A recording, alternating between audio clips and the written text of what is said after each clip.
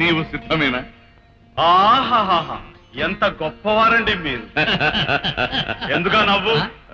సిటీలో హ్యాపీగా కాలు మీద కాలు వేసుకుని కూర్చొని నన్ను తీసుకొచ్చి ఈ అడవిలో జంతువుల మధ్య తిరిగే పీడి బాడీలో నన్ను సెటప్ చేస్తానంటారేంటి బాబు? ఆ జుట్టేమిటి, షర్టు ప్యాంటు లేకుండా బైరాగలాగా ఆ తోలుకొచ్చేమిటి? పోయి అది కాదు మానవ. నన్ను దువ్వాలని మాత్రం చూడకండి. యముడు గారు, మీకు చేతనైతే మనుషుల మధ్య తిరిగే ఓ మంచి అందమైన బాడీ నాకు చూపించండి, లేదా నా శరీరం నాకు తెచ్చిపెట్టనంతే. ఆ యువకుడు ముమ్మూర్తులా నిన్నే పోలినాడు చూడము.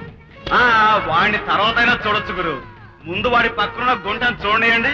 యమా స్థాయిలో బ్రహ్మాండంగా ఉంది చెక్క. నీవు చెక్క అని పిలిచాడు ఆ చక్కని చొక్క పక్కనున్న మానవుని ఆయుర్దాయము.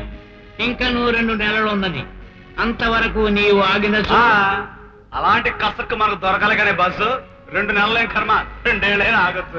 మానవా, ఒక చిన్న విషయం. ఏమిటి? ఆ మానవుని శరీరములో ఉండవలసిన 2 మూత్రపిండముల్లో ఒకటి అయి ఉన్నది. కిడ్నీ. తన సోదరి జీవితమును నిలబెట్టుటకై ఒక మూత్రపిండమును వేరొకరికి దానమిచ్చి విజేత అయినాడు ఆ మానవుడు. ఆ పాపను చూసి మురిసిపోయి అతని శరీరములో ప్రవేశించుటకు ముందు ఈ విషయం ఒక్కసారి ఆలోచించుకును. మానవా, వాని శరీరము నీకు నచ్చినదా?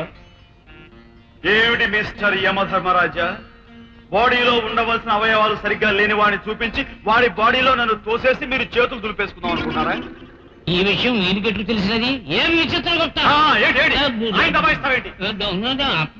మిస్టర్ యమధర్మరాజా, నాకు పెర్ఫెక్ట్ హెల్తీ బాడీ అయినా చూపించండి, లేదా నా శరీరం నాకు తెచ్చి పెట్టనంతే.